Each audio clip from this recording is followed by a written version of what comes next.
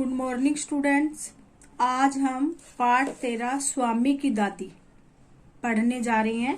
स्वामी की दादी शीर्षक कहानी में स्वामी के भोले भाले प्रश्न सुनकर उसकी दादी, किसकी दादी? स्वामी की दादी मन ही मन बहुत खुश होती है। शायद दो बातें इस कहानी को रोचक यानी मजेदार बनाती है। एक, दादी स्वामी के सवालों को गंभीरता से लेती है और दूसरे, दादी और पोते में अपनी बात कहने की उतावली रहती है और उसमें होड़ रहती है कि मैं अपनी बात को पहले कहूं, और दादी सोचती है मैं अपनी बात को पहले कहूं।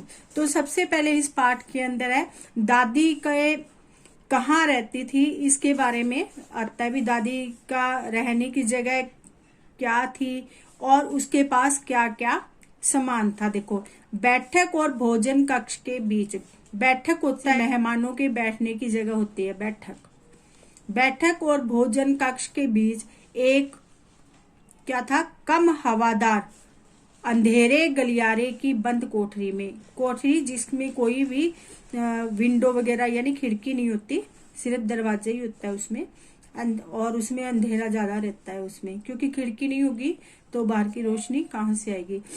अंधेरे गलियारे की बंद सी कोठरी में स्वामीनाथन की दादी अपने सारे सामान के साथ रहती। क्या क्या सामान था उसके पास? देखो, 5 दरियों, 3 चादरों, 5 तकियों वाली भारी भरकम बिस्तर, पटसन के रेशे का बना एक वर्गाकार बक्सा, वर्गाकार चकोर, और लकड़ी का एक छोटा बक्सा जिसमें तांबे के सिक्के, इलायची, लौंग और सुपारी पड़े रहते थे। उसकी दादी के पास क्या क्या सामान था वो सारा इस पैरे में आ गया। रात के भोजन के बाद स्वामीनाथन दादी के पास उनकी गोद में सी रखे लौंग इलायची की गंध भरे वातावरण में अपने को बहुत प्रसन्न और सुरक्षित महसूस करता था। उसको अच्छा लगता था अपनी दादी के पास में रहना, और लौंग इलायची की खुशबू सी थी वो उसको अच्छी लगती थी, क्योंकि हम चाय में डालते हैं, चाय भी स्वाद ही बनती है जब चाय के अंदर लौंग इलायची डाली जाती है। तो बड़ी प्रसन्नता से भरकर वह बोला, ओ दादी, तुम नहीं जानती राजम कितनी ऊंची चीज है।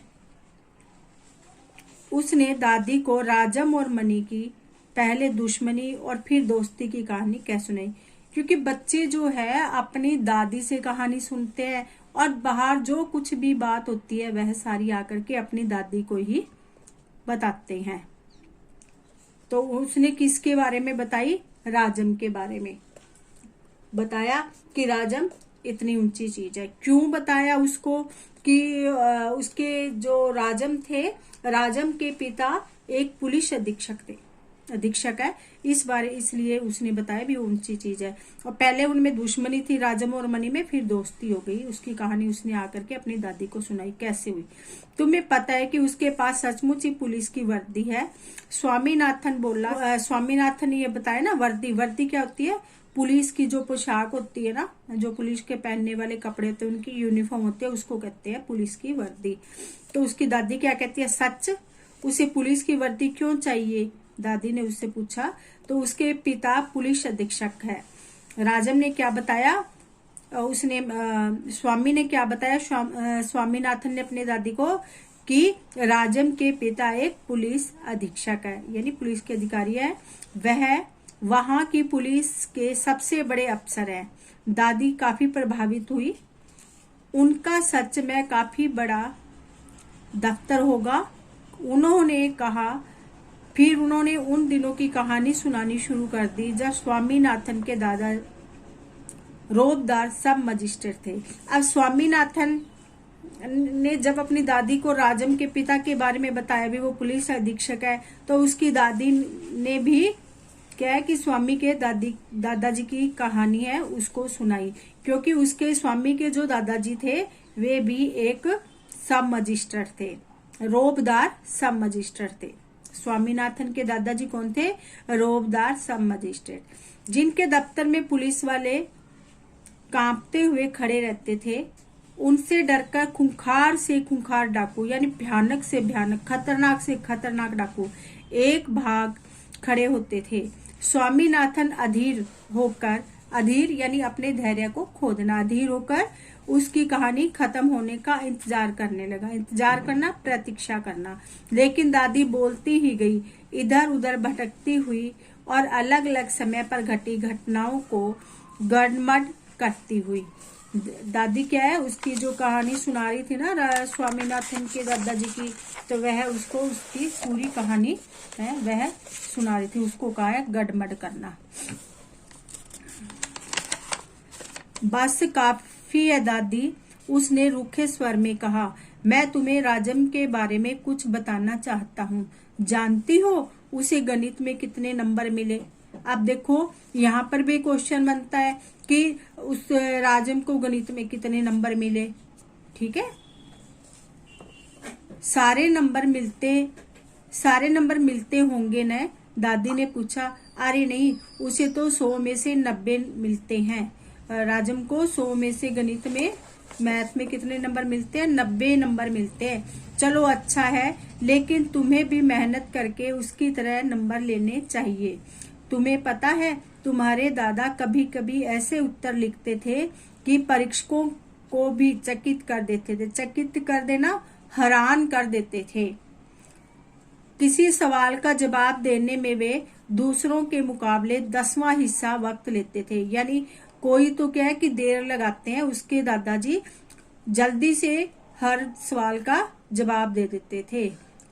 वक्त माने होता है समय, और 10वां हिस्सा यानी कोई उसी वक्त जवाब दे देना।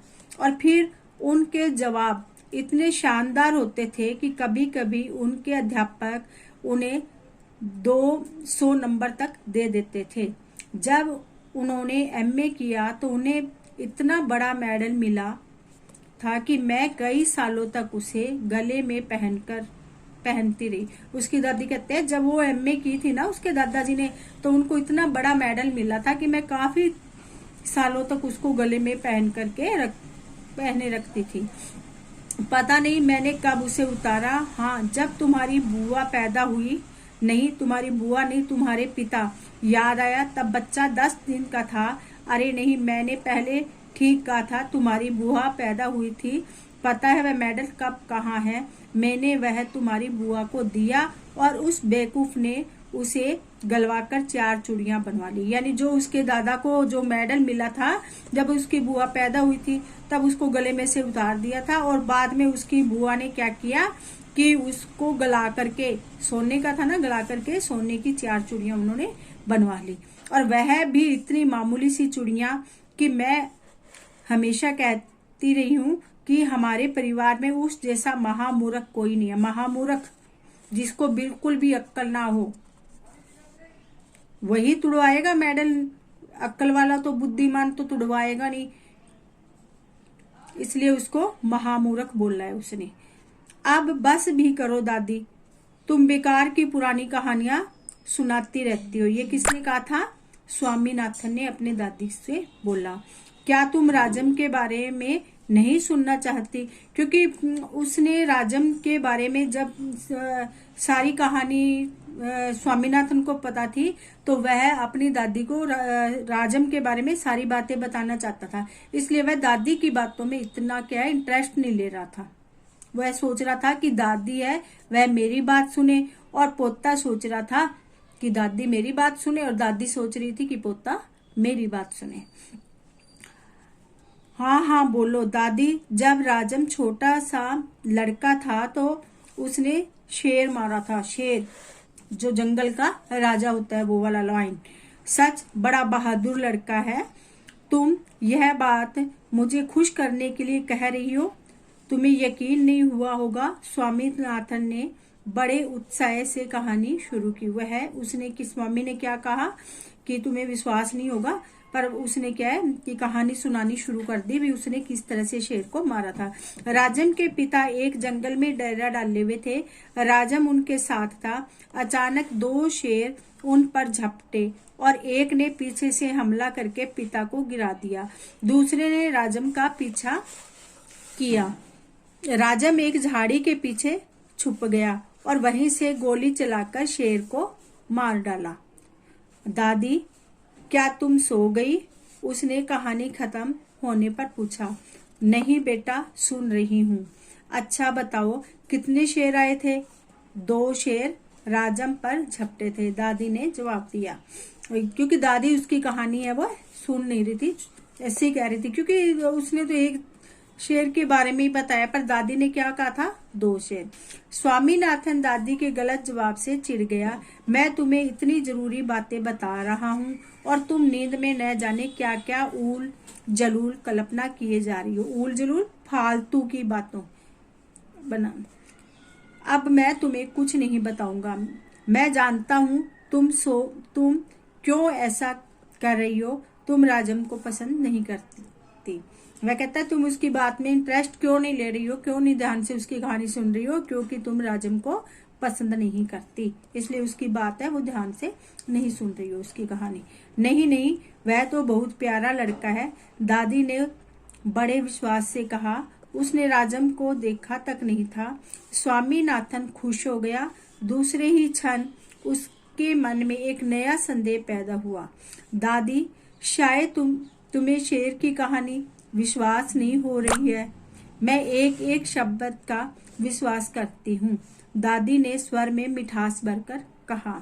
स्वामीनाथन को इससे खुशी हुई, लेकिन उसने चेतावनी के तौर पर जोड़ा, जो भी उसे झूठा कहेगा वह उसे गोली मार देगा। उसने क्या कहा? अभी जो उसको झूठा कहेगा वह उसे गोली मार देगा। दादी ने इसका समर्थन किया और हरिश्चंद्र की कहानी सुनाने की बात कही। हरिश्चंद्र अयोध्या के राजा थे और सत्यवादी राजा थे वो। अगर उन्हें स्वप्न में भी कोई सपना आ जाता था, कोई बात उनको सच लगती थी, उसको भी वो पूरा करते थे। इसकी एक बहुत अच्छी कहानी है, राजा हरिश्चंद्र नाटक भी है। उन्होंने एक स्वप्न में आई हुई बात पर अपने पूरे राज्य को क्या दान दे दिया था और अपनी घरवाली तक को भी उन्होंने बेच दिया था और खुद ने क्या है कि जहां पर लोगों को जलाया जाता है उस जगह पर उन्होंने वह वाली नौकरी की और उसका बेटे को भी सांप ने काट लिया था। तो जब वह वहां पर उसको लेकर के आए तो उसके भी कफन के लिए उसने रुपए तक मांग लिए थे।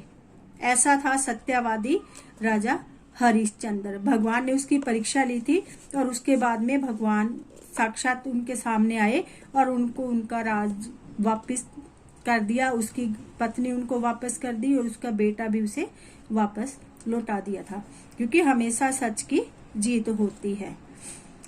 जिसने वचन का पालन करने के लिए सिंहासन, पत्नी और बच्चे को खो दिया और अंत में उसे सब कुछ वापस मिल गया। उसने कहानी आधी ही सुनाई थी कि स्वामीनाथन खरांटे लेने लगा। दादी भी रुक रुक कर बोलने लगी, फिर वह भी सो गई, क्योंकि रात काफी हो चुकी थी। तो दादी भी क्या है, नींद में ही उसे कहानी सुना रही थी और उसके बाद में दादी भी सो गई। बेटे आज के लिए इतना ही, और वीडियो पूरी सुनना, और जिन्होंने सब्सक्राइब नहीं किया है वे सब्सक्राइब करना, लाइक जरूर करना। धन्यवाद।